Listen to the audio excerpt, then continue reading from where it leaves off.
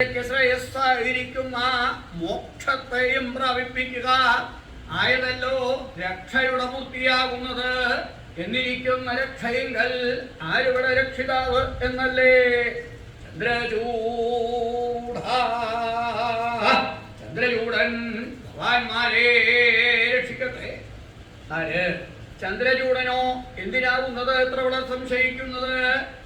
ചന്ദ്രകലാധരനായി പാർവതീകാന്തനായി ഭക്തവത്സലനായിരിക്കുന്ന ഭഗവാൻ സ്വാമി ശ്രീപരമേശ്വരനെ തന്നെയാകുന്നതേ ഇവിടെ ഭഗവാന്മാരുടെ രക്ഷയ്ക്കായി കൊണ്ട് കൽപ്പിച്ചത്.